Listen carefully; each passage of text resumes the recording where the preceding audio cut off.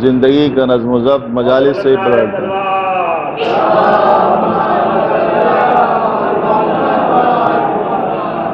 زندگی کے نظم و ضبط کو مجالس سے ہی سنوارا جاتا ہے، اور بہتر وہی طریقہ ہے کہ وہیں سے سنوارا جائے، کیونکہ اس سے اچھا کوئی فرش نہیں ہے کہ جہاں پر نظم و ضبط سکھایا جائے۔ دیکھیے، مجھے بہت لمبی تقریر تو کرنا نہیں ہے، ایک چھوٹی سی بات کہنا آپ کی خدمت میں۔ احتجاجی پروگرام جس میں آپ شرکت کر رہے ہیں اور شریک ہونے کے لیے تشریف لائے ہیں، یہ سلسلہ تقریباً پچھلے 25 سال سے جاری و ساری ہے۔ 22 سال سے ہم خود اس میں شریک ہو رہے ہیں، اور ہر سال ایک ہی سوال لوگوں کی طرف سے ہوتا ہے، اور اکثر لوگ یہی پوچھتے ہیں کب تک، اور آپ کے اس عمل کا نتیجہ اور فائدہ کیا ہے۔ نتیجے میں کم سے کم آپ کو ایک سکون ملتا ہے، اور فائدے کے لیے ہم کرتے نہیں۔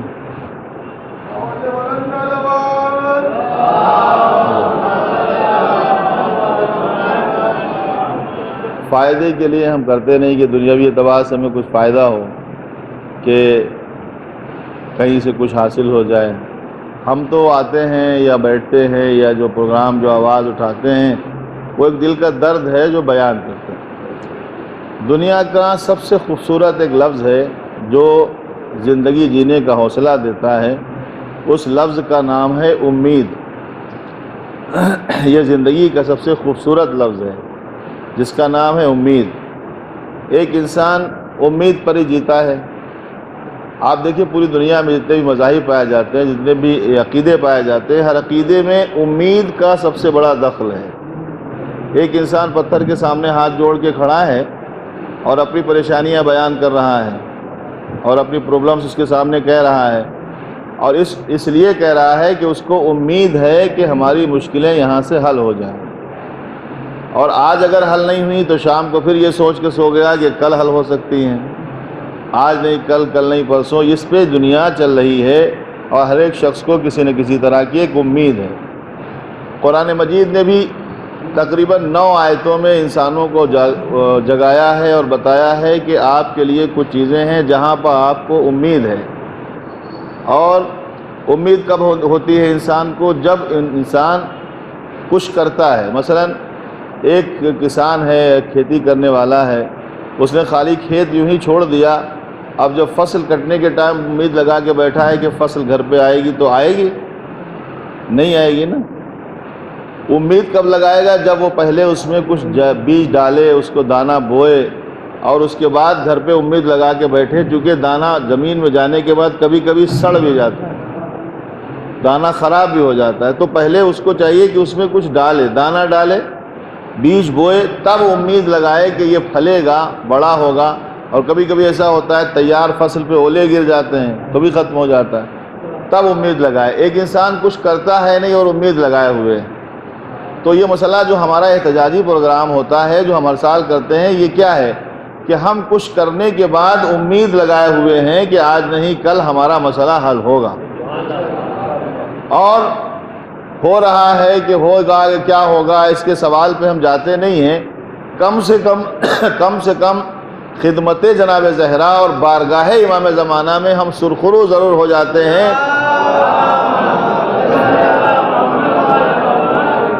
کہ جب ساری کائنات خاموش ہے اور بالکل اس بات پہ، اس مسئلے پر اس کے کانوں پر جوں نہیں رینگ رہی ہے، تو ہم تھوڑے سے لوگ صحیح مگر ہم کھڑے ہیں اور یہ بتانا چاہتے ہیں کہ ہم کبھی بھی ظالم کا ساتھ نہیں دے سکتے، ہم ہمیشہ مظلوم کے ساتھ ہیں۔ اور جو ظلم ہے، ظلم ایک ایسی چیز ہے کہ جس کو پروردگار عالم کسی طرح سے معاف نہیں کرتا، چاہے یہاں ہو چاہے وہاں ہو، دنیا ہو یا آخرت ہو، دونوں جگہ اللہ اس کو معاف نہیں کرے گا۔ اور جتنے بھی مسائل زندگی کے ہیں، ان میں جو ہے اللہ نے نظر ثانی بھی رکھی ہے، اور ہر ایک کے لیے حکم ثانوی بھی ہے، لیکن ظلم کے مسئلے میں کبھی کچھ نہیں ہے۔ تو ہمارا جو احتجاج ہے، ہم جو آتے ہیں وہ اس لیے آتے ہیں کہ ہمارا نام اس مسئلے میں درج ہو، جب کبھی قیامت کے دن لسٹ پڑھی جائے تو ہم جنت البقیع کے گرانے والوں کے حمایتی نہ ہوں، بلکہ جنت البقیع بنانے والوں کے حمایتی۔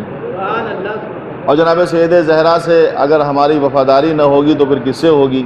آپ اندازہ لگائیں، کیونکہ سچا حق ہم ہی کو ہے۔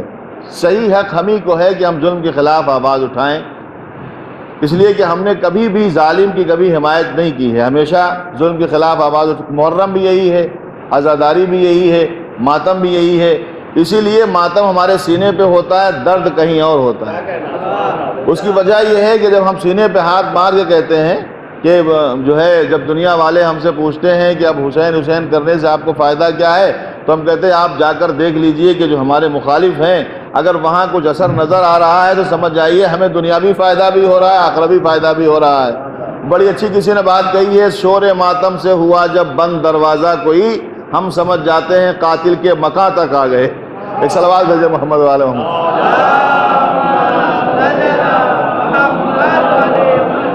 تو ایک امید ہے،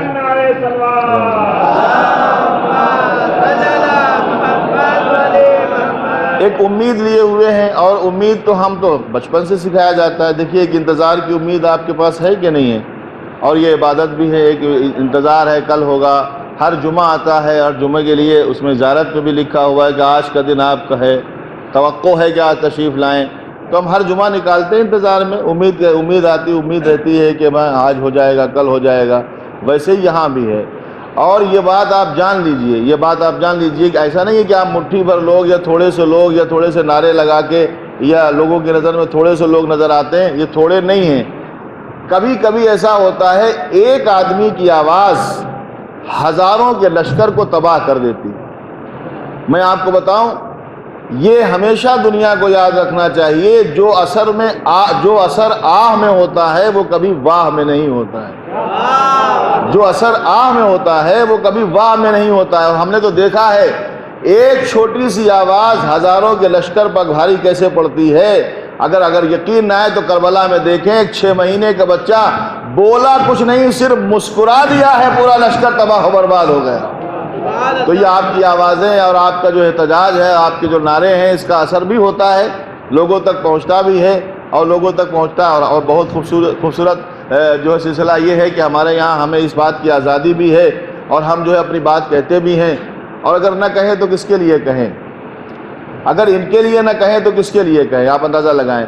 دیکھیے ہم نے ایک زیارت پڑھتے ہیں، زیارت میں ہم ہمیشہ کہتے ہیں شب جمعہ میں، لعن اللہ امتن قتلت کا، ولعن اللہ امتن ظلمت کا، ولعن اللہ امتن سمعت بذالک فرضیت بہ۔ لعنت ہو اس پر جس نے آپ کو قتل کیا، لعنت ہو جس نے آپ پر ظلم کیا، اور اس پہ بھی لعنت جس نے سنا اور خاموش رہا۔ یہ ہم کہتے کہ نہیں کہتے ہیں؟ یہ ہم کہتے ہیں۔ اچھا، اور اسی لیے ہم یہ بھی امید رکھے ہیں امام حسین علیہ السلام امام زمانہ جل فرجہ شریف کے ظہور کے سلسلے سے،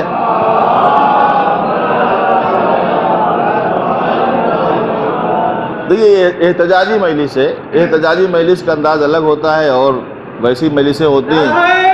یا علی یا علی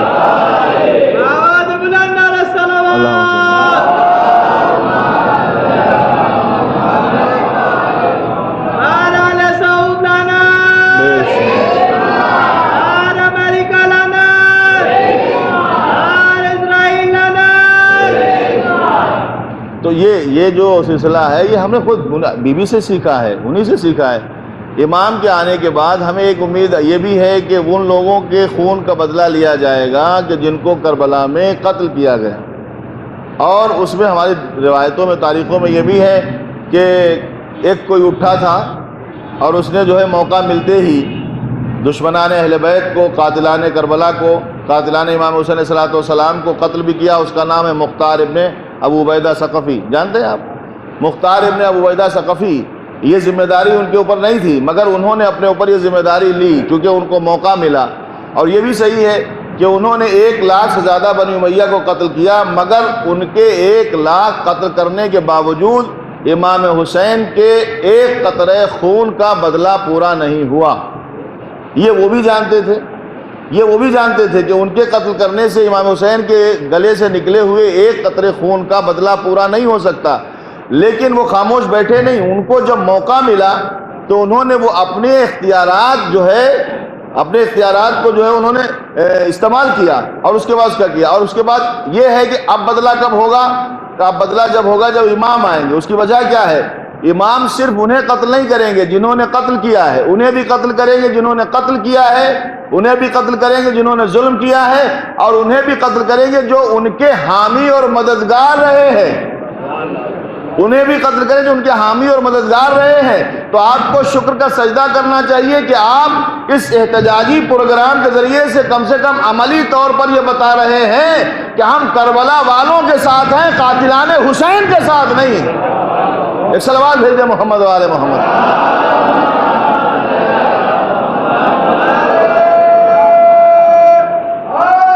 یا اللہ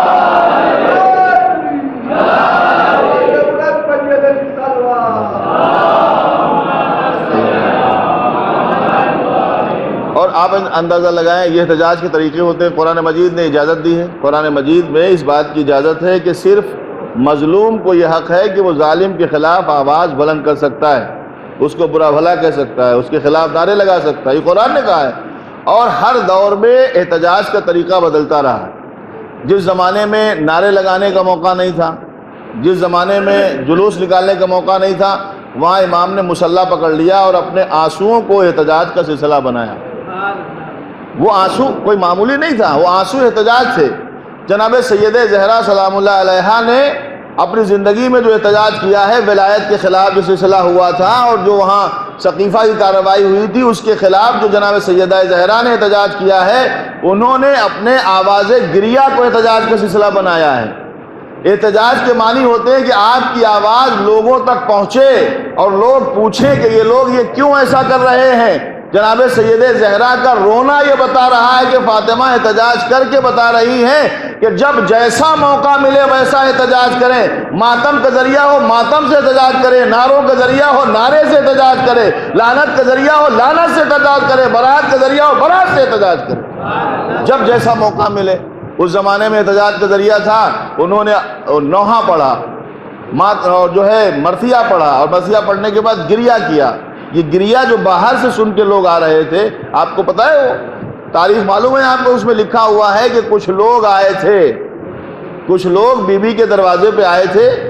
آج دیکھیں ہم لوگ جو بیٹھے ہیں وہ کیا کہہ رہے ہیں، ہمارا مطالبہ یہی تو ہے کہ ایک جنت البقیع جیسی جگہ جو محترم ترین جگہ ہے۔ اچھا میں پوری ہسٹری تو آپ کو نہیں بتا سکتا ہوں، لیکن صرف ایک ذمہ داری سے ایک بات کہہ سکتا ہوں، جتنا ایریا مسجد نبوی اور جنت البقیع کا ہے، یہ ساری زمین خود جناب پیغمبر اسلام صلی اللہ علیہ وآلہ وسلم کی ہے۔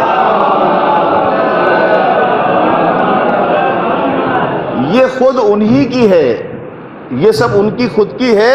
وہ ایک پورا ہسٹری ہے، کسی نے ان کو جو ہے باقاعدہ بہت ان کے وہاں آنے سے پہلے ان کے لیے وہ رکھی گئی تھی، اور وہ جناب پیغمبر اسلام کی خود کی ذاتی جگہ ہے کہ جہاں پر وہ مدفون ہے، اور جو جنت البقیع کا سلسلہ ہے۔ تو ہمارا یہ ہے کہ بھائی وہ جنت البقیع کے جس کو تعمیر کیا ہوا تھا اور تعمیر تھی پہلے سے، قرآن کی ایک آیت کی روشنی میں تم نے جو ہے اس کو سہارا لے کے، اور لکھا ہوا بھی ہے وہاں جنت البقیع، ہم گئے تھے جب وہاں تو تھوڑی بحثیں بھی ہوئیں۔ ہوتا یہ ہے کہ جب بات ہونے لگتی ہے تو وہ لوگ پھر دوسرے راستے اپنا لیتے ہیں۔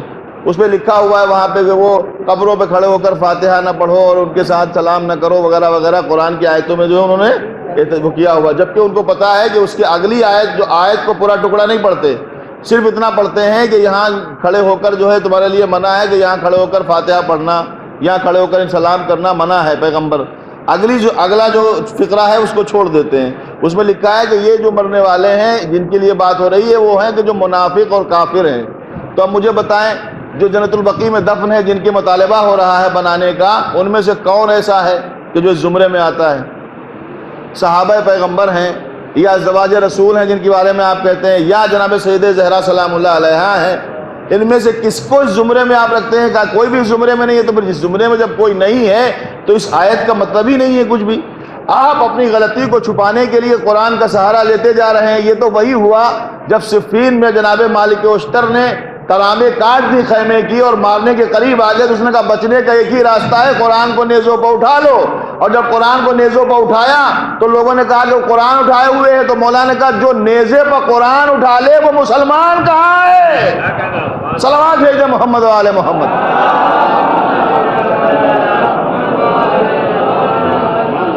تو آپ قرآن کو قرآن کی کیا تعویلیں ہو رہی ہیں؟ قرآن مجید کے جو جملے ہیں ان کو لے کے آپ نے اپنے عمل کو صحیح ٹھہرانے کے لیے اس کا سہارا لیا، جبکہ آپ نے اس کا انٹرپریٹیشن صحیح نہیں کیا۔ انٹرپریٹیشن کہاں صحیح کون کرے گا کہ جو قرآن کا وارث ہو۔ قرآن کے وارث نے جو کیا ہے، آپ دیکھیے قرآن کے وارث کے اعمال ہمارے پاس ہیں۔ وہ امام جعفر صادق علیہ السلام کا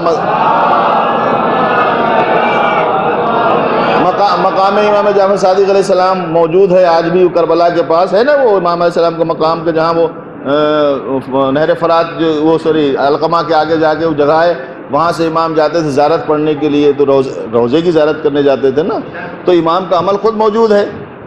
جو معصوم کا عمل جو ہے موجود ہے۔ معصوم قرآن کو زیادہ جانتے ہیں یا آپ قرآن کو زیادہ جانتے ہیں؟ وہ تو روزہ بنا ہوا ہے، اس پہ تو انہوں نے کچھ نہیں کہا ہے، اور آپ ان سے بڑے ہو گئے کہ آپ نے جو ہے وہ بنائے ہوئے روزوں کو گرا دیا، اور اس کے بعد جو ہے اس کے اوپر جو سایہ تھا وہ بھی ختم کر دیا۔ آپ اپنے جو ہے مقصد کے تحت قرآن کا سہارا لے رہے ہیں، جبکہ قرآن اس کا انٹرپریٹیشن آپ غلط کر رہے ہیں۔ قرآن کچھ کہہ رہا ہے، آپ کچھ سمجھ رہے ہیں۔ صحیح کون سمجھائے گا قرآن وہی سمجھائے گا جس نے قرآن کو سمجھا ہے، جو قرآن لے کر آیا ہے۔ اب وہاں انہوں نے ہر جتنے بھی ہیں، کشمیری زبان جاننے والا، بنگالی زبان جاننے والا، اردو زبان جاننے والا، ہندی زبان جاننے والا، سب کھڑے کر رکھے، سمجھے؟ یہ سب جو ہے تھوڑے تھوڑے سے ریال کے پیسے سے لے کے جو کھڑے ہوئے، اب وہ ایک ایک کو بتاتے ہیں، برین واش کرتے۔ اچھا مجھے بتائیں، جوہلا جو ہیں، جو لوگ جانے والے ہیں، ان کو ان کا برین واش کرتے ہیں۔ کبھی بھی کوئی اہل بیت کا چاہنے والا اگر سامنے آ جاتا ہے اس سے آرگیومنٹ نہیں کرتے، کیونکہ کر ہی نہیں پائیں گے۔ ان کو پتا ہے کہ یہاں اگر جائیں گے تو یہ اس در سے جڑے ہوئے ہیں کہ جس کو پیغمبر نے کہا نا مدینۃ العلم وعلی بابھا، اس لیے وہاں باتیں نہیں کرتے، تو اپنی اپنی باتیں رکھتے ہیں۔ تو ہم بھی اپنی بات رکھ رہے ہیں، آپ اپنی بات رکھ رہے ہیں، ہم کہہ رہے ہیں کہ ہمیں درد ہے، اور یہ درد ہمارا امام زمانہ اجل اللہ فرجہ شریف کی خدمت میں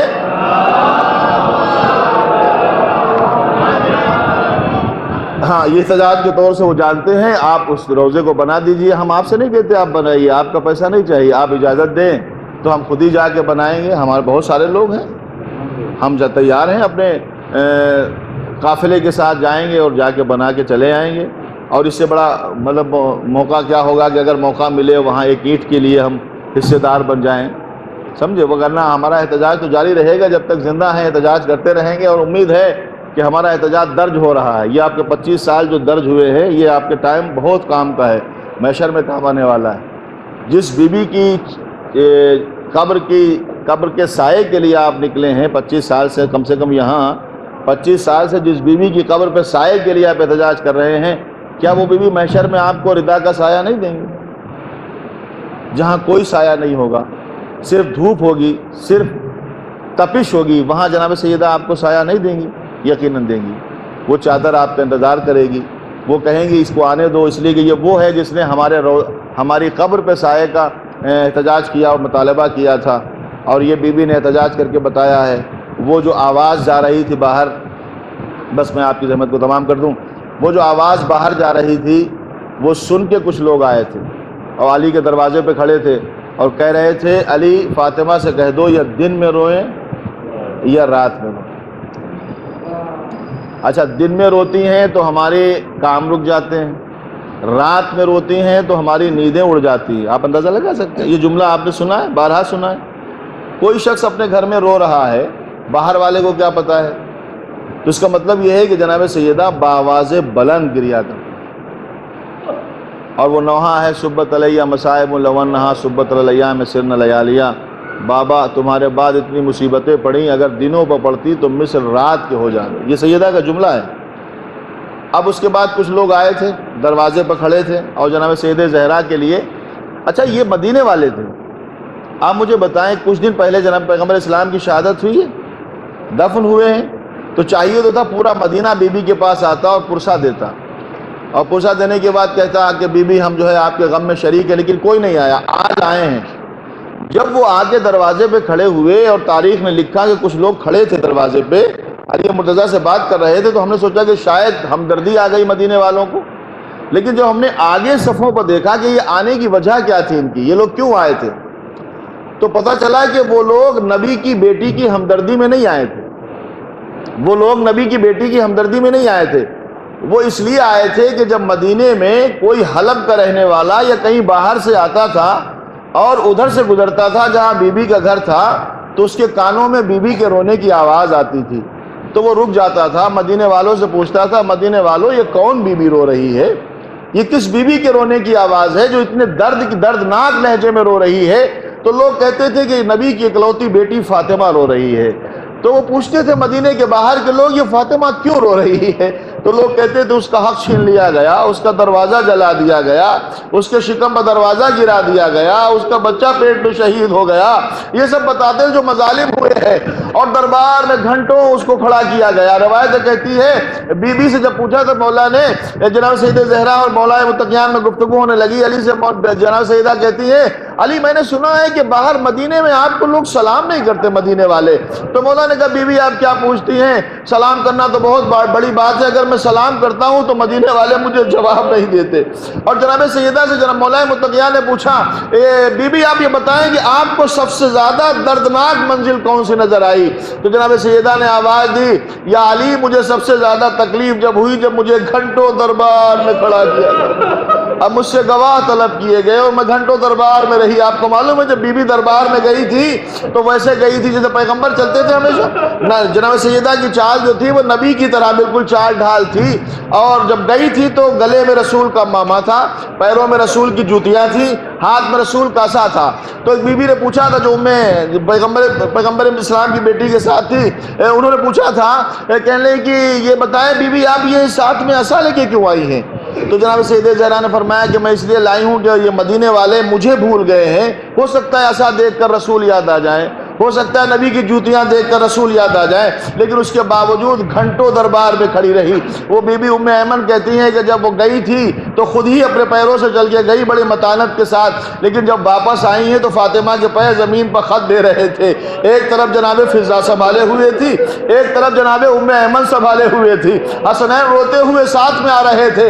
ان چند گھنٹوں میں ایسا غم پڑا کہ روایت کہتی ہے کہ بی بی کے چہرے پہ جھریاں پڑ گئی، بال سفید ہو گئے، اور ایک مرتبہ قبر جھک گئی، قبر کو جھکائے ہوئے سیدہ آ رہی ہے۔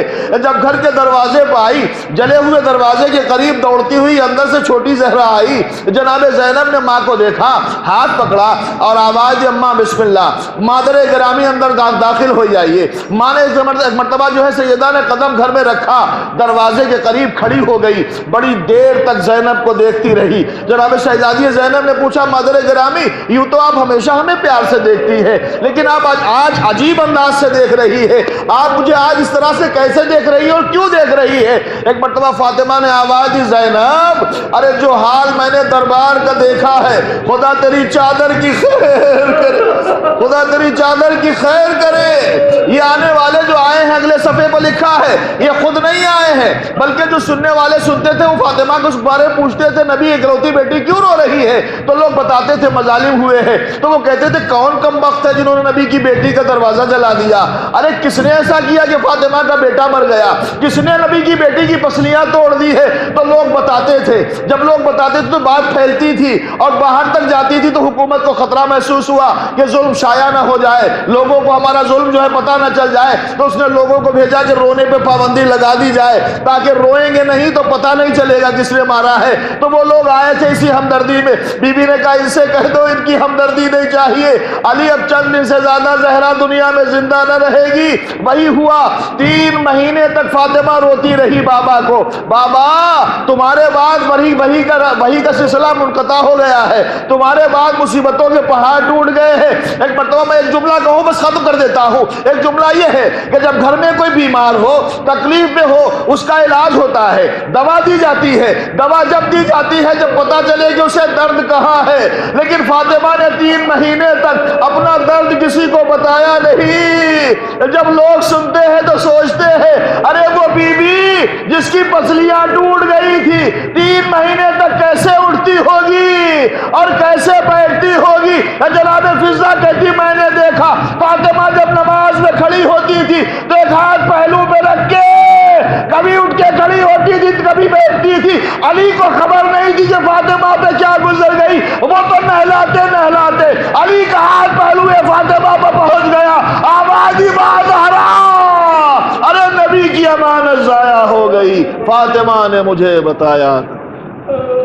سیعلم الذین ظلموا ایام منقلب ينقلبون انا للہ و انا الیہ راجعون الہی بحق الظہران وبابیہا وبالہ بنیہا پروردگار چہردہ معصومین کے وسیلے سے ہماری اس مختصر سے ادا قبول فرما، حاضرین مجلس بان مجلس تمناؤں کو پورا فرما، ہمارے زمانے کے امام کے ظہور میں تعجیل فرما، ہمیں ان کے اعوان و انصار میں شامل ہونے کی سعادت نصیب فرما، پروردگار جنت البقیع کے اثر نو تعمیر کے اسباب جزل فراہم فرما، جس میں رکاوٹیں ہیں ان کو دور فرما، مظلومین کی مدد فرما، ظالمین کو نیست و نابود فرما۔